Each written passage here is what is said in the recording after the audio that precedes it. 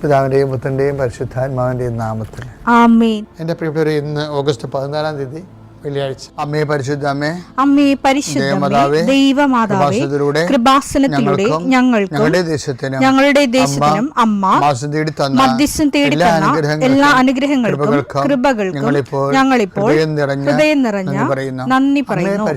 അമ്മേ പരിശുദ്ധമേ, ദൈവമാതാവേ, 2004 ഡിസംബർ 7 ഉച്ചകഴിഞ്ഞ് 2:30 കൃപാസനത്തിൽ സംഭവിച്ച അമ്മയുടെ പ്രത്യക്ഷപ്പെടലിനെ കുറിച്ച് തിരുസഭയ്ക്ക് സമർപ്പിച്ചിരിക്കുന്ന പഠനരേഖകളുടെ മേൽ സഭാത്മകമായ പഠനം ആരംഭിക്കുവാൻ ഞങ്ങൾ പ്രാർത്ഥിക്കുന്നു. അമ്മേ പരിശുദ്ധമേ, ഭൂസ്വർലോകങ്ങളുടെ രാജ്ഞിയായ അങ്ങേയ്ക്ക് ഭൗമ സംരക്ഷണത്തിനായി പ്രപഞ്ചപ്രകൃതിയെ തന്നെ തിരുസഭ പ്രതിഷ്ഠിക്കുവാൻ ഈ പ്രത്യക്ഷീകരണം വഴി ഇടയാക്കണമേ. പരിശുദ്ധമേ, ജപമാല മാതാവേ, സകല കൃപാസനം പ്രാർത്ഥനയോടും ചേർത്ത് ഞങ്ങളിപ്പോൾ പ്രാർത്ഥിക്കുന്ന ഈ കുടുംബത്തിന്റെ പ്രത്യേക നിയോഗം പറ മക്കളെ.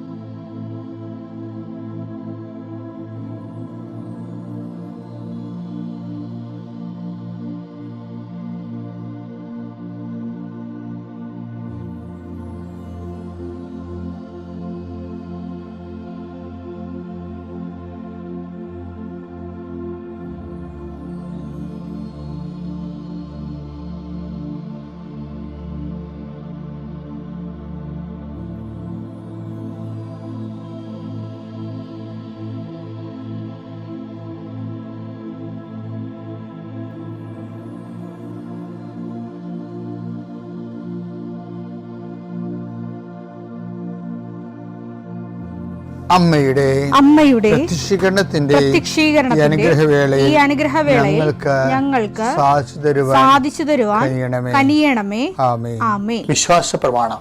സർവശക്തനായ പിതാവും ആകാശത്തിന്റെയും ഭൂമിയുടെയും സൃഷ്ടാവുമായ ദൈവത്തിൽ ഞാൻ വിശ്വസിക്കുന്നു. അവിടുത്തെ ഏകപുത്രനും ഞങ്ങളുടെ കർത്താവുമായ ഈശോമിശിഹായിലും ഞാൻ വിശ്വസിക്കുന്നു.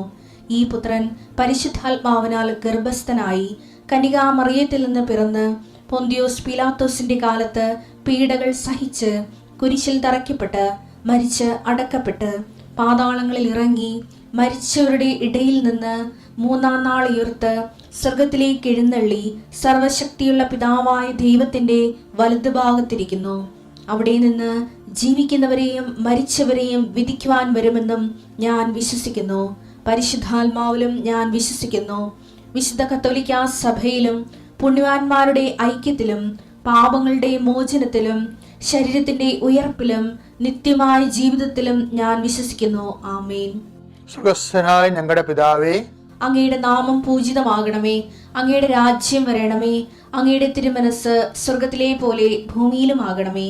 അന്നു വേണ്ടുന്ന ആഹാരം ഇന്ന് ഞങ്ങൾക്ക് തരണമേ.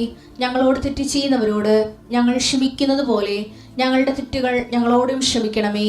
ഞങ്ങളെ പ്രലോഭനത്തിൽ ഉൾപ്പെടുത്തരുതേ, തിന്മയിൽ ഞങ്ങൾ രക്ഷിക്കണമേ. ആമേൻ. നന്മ നിറഞ്ഞ മറിയമേ, സ്വസ്തി. കർത്താവ് അങ്ങയുടെ കൂടെ സ്ത്രീകളിൽ അങ്ങ് അനുഗ്രഹിക്കപ്പെട്ടവളാകുന്നു. അങ്ങയുടെ ഉദരത്തിൻ ഫലമായി ഈശോ അനുഗ്രഹിക്കപ്പെട്ടവനാകുന്നു. പരിശുദ്ധ മറിയമേ, തമ്പുരാന്റെ അമ്മേ, പാപികളായ ഞങ്ങൾക്ക് വേണ്ടി ഇപ്പോഴും ഞങ്ങളുടെ മരണസമയത്തും തമ്പുരാനോട് അപേക്ഷിക്കണമേ. ആമേൻ. കർത്താവേ, നിന്റെ ഉന്നതമായ നാമത്തിന് സ്തോത്രം ചെയ്യും. കർത്താവേ, നിന്റെ വിശുദ്ധ പൗരോഹിത്യത്തെ മഹത്വപ്പെടുത്തണമേ. കർത്താവെ, സഭയിലുള്ള സാന്നിധ്യം പ്രകടമാക്കണം.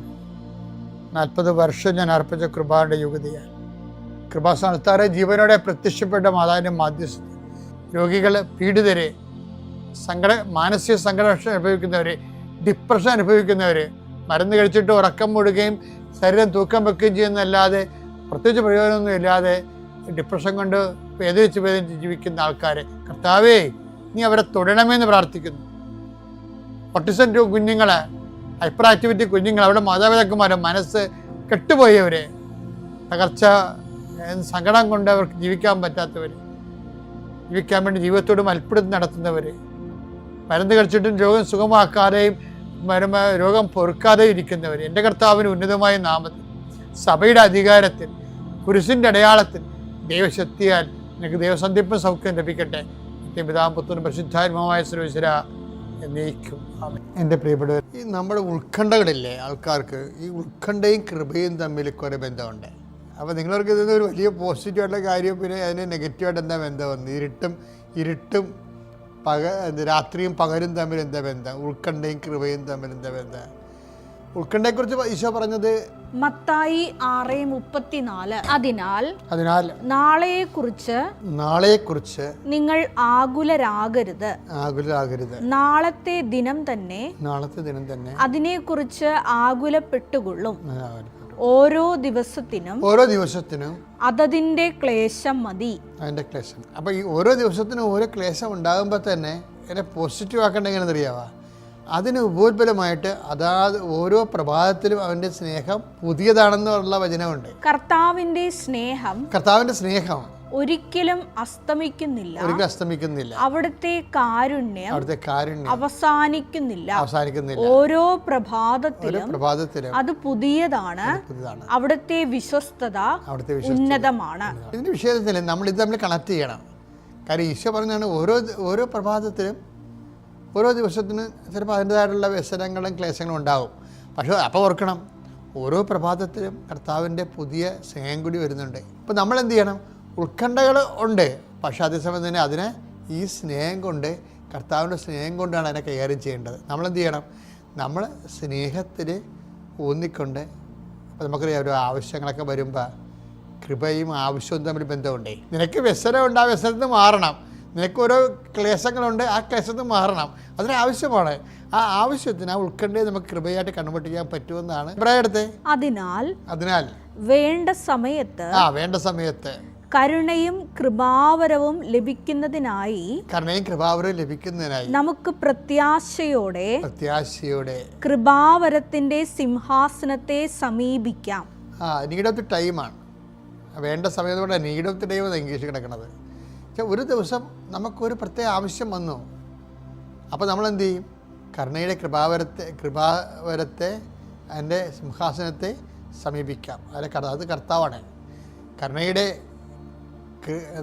കൃപാവരം അല്ലെങ്കിൽ എന്ന് പറയുന്നത്, കൃപാസനം എന്ന് പറഞ്ഞാൽ എന്താണ് ശരിക്കും പറഞ്ഞാൽ? കർത്താവ് തന്നെയാണ്. അപ്പോൾ ഓരോ ദിവസവും നമുക്ക് ക്ലേശങ്ങളുണ്ടെങ്കിൽ ആ ക്ലേശങ്ങളിൽ നമ്മൾ കർത്താവിനെ സമീപിക്കുകയും കർത്താവ് അത് കൃപയായി കൺവേർട്ട് ചെയ്യുകയും ചെയ്യുന്നതാണ്. ഈ ക്ലേശങ്ങളെ കൺവേർട്ട് ചെയ്ത് ക്ലേശങ്ങളെ ആശ്രയിച്ചുകൊണ്ട് കൺവേർട്ട് ചെയ്താണ് കൃപ നമ്മളോട് സഹകരിച്ചുകൊണ്ട് കൃപയുടെ വാഹകരായിട്ട് മാറുന്നത്. അപ്പം ഇത് തമ്മിലിങ്ങനെ കറക്റ്റ് ബന്ധമുണ്ട്. ശരിക്കും പറഞ്ഞാൽ ക്ലേശങ്ങളും കൃപയും തമ്മിൽ ബന്ധമുണ്ട്, ക്ലേശങ്ങളും ക്രിസ്തുവും തമ്മിൽ ബന്ധമുണ്ട്. ഇത് നമ്മൾ കൃപയിൽ വളരണത്, ഓരോ പ്രഭാതത്തിലും വളർന്ന് വരണത് ഈ ഒരു തന്ത്രം ഉപയോഗിച്ചുകൊണ്ടാണ്, മെക്കാനിക്സ് ഉപയോഗിച്ചുകൊണ്ടാണ്. പിതാവിൻ്റെയും പുത്രൻ്റെയും പരിശുദ്ധാത്മാവിൻ്റെ നാമത്തിൽ.